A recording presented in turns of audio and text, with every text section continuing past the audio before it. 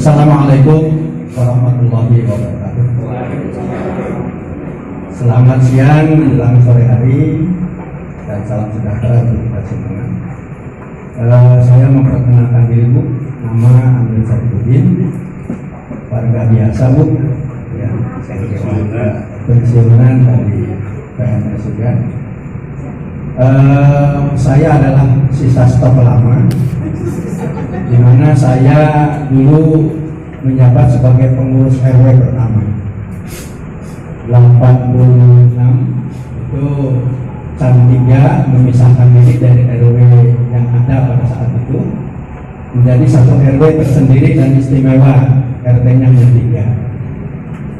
Saya pengurus inti terdiri dari 3 orang, ketua, sekretaris dan bendahara. Ketuanya sudah meninggalkan kita, sekretarisnya juga sudah tidak ada, tinggal bendaharanya. Ya saya ini.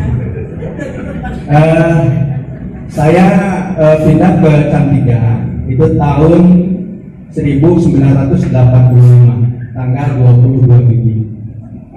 Ya, 22 Juni 1985 saya termasuk pembangunan tahap kedua.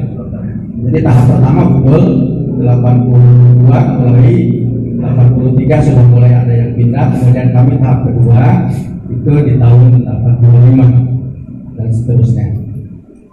Perlu kami sampaikan pada kesempatan ini dan mungkin banyak bertanya kepada ibu-ibu dan bapak yang ada di depan.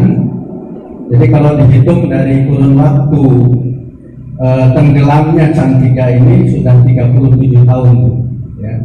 Jadi dibangun 1980 kalau tidak salah mulai dibangun, 82 sudah mulai tahap pertama dihuni, jadi sudah 37 tahun. Dan alhamdulillah baru tahun 2019 ya diketahui, ya tidak apa-apa, ya. Artinya daripada ya tidak diketahui. Pernah juga kami diskusi di komplek kami, karena begini Bu, seperti yang tadi digambarkan oleh Ibu, kami memang tidak pernah kebagian pembangunan. Terus terang saja, kita pada waktu itu sudah dapat informasi dari Pak RW bahwa memang kendalanya itu bahwa komplek kita itu belum diserahkan. Kami pada waktu itu mengatakan begini, sekarang ini aja deh, kompleknya dicoret aja, jadi kampung Cantiga saja. Jadi kami berbesar hati dan setuju seandainya kata komplek itu dibuang menjadi kampung Cantiga, yang penting mendapatkan pembangunan. Terus terang saja, setiap tahun di mana terlihat beberapa pembangunan yang dilaksanakan di tetangga sebelah, di RW sebelah, RW 6 lah yang paling dekat dengan kami. Itu diantaranya pada tahun sekian kelihatan ada perbaikan jalan. Tahun berikutnya ada lampu penerangan dan lain-lain lah, tidak usah kita sebut, termasuk saluran dan lain sebagainya. Lalu kita ini, ya saya tidak mengatakan anak tiri ya, dan sekarang sudah tahu penyebabnya. Oleh karena itu barangkali kami tetap berbesar hati. Proses yang tadi diutarakan untuk kami memang kelihatannya cukup panjang. Bahkan tadi juga disebut bahwa bagaimana kita bisa diakui atau bisa menjadi satu tempat yang dapat menikmati pembangunan dari pemerintah. Ini kelihatannya kok bayangannya agak jauh nih dengan paparan tadi. Tapi mudah-mudahan ada jalan keluar. Dan insya Allah kita akan cari jalan keluar, dan mudah-mudahan kerjasama kami pihak warga dengan ibu dan bapak yang ada di dinas perumahan dan pemukiman bisa nyambung sehingga apa yang kami harapkan dapat terwujud. Tadi disinggung juga mengenai set plan. Set plan itu harus ada yang asli. Lalu kita mau nyari kemana? Set plan asli kita fotokopi itu saja, kebetulan nempel di di sertifikat. Itu nempel di sertifikat, masing-masing sertifikat dilengkapi dengan itu, dan di MB juga masing-masing. Jadi mungkin kalau seandainya yang diperlukan kita bisa saja memfotokopi IMB dari tiap rumah yang ada di sana. Itu bisa kami lakukan kalau memang itu diperlukan. Nah kemudian mengenai biaya yang harus dikeluarkan itu kan berarti kalau PT-nya masih ada, itu yang membiayai barangkali PT, itu ya.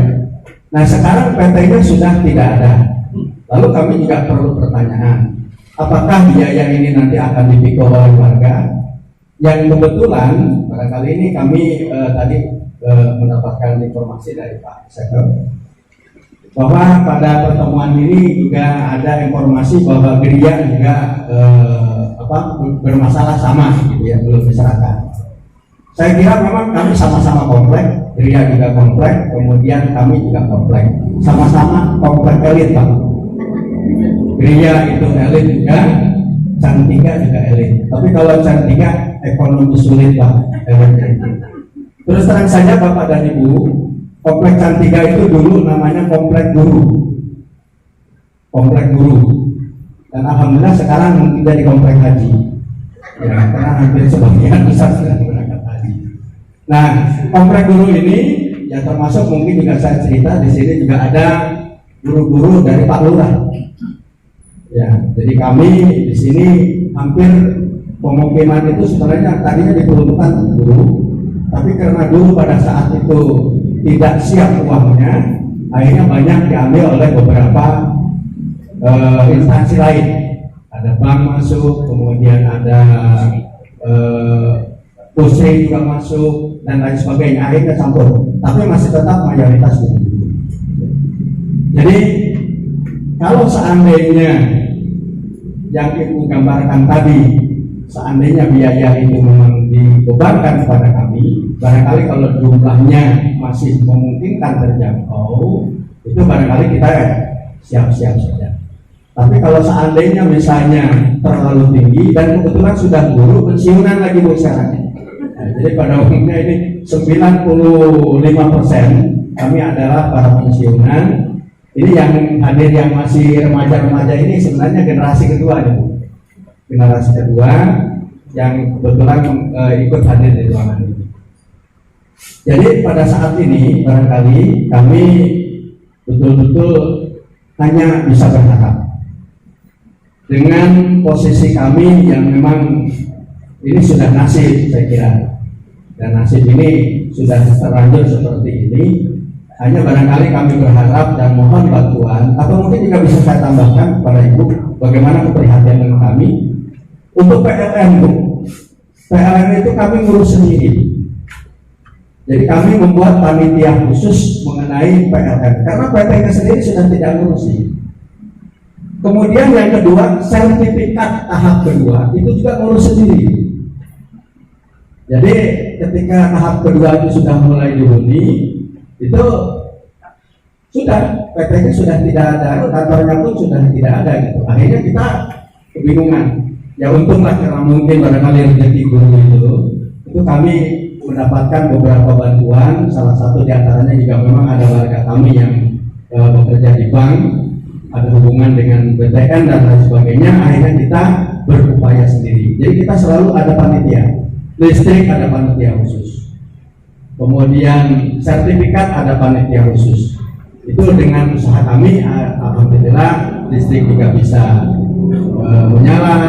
Walaupun beberapa minggu sebelumnya mungkin ada juga beberapa bulan dan beberapa tahun barangkali mati listrik karena pada waktu itu kalau tidak salah dibantu oleh desa dulu.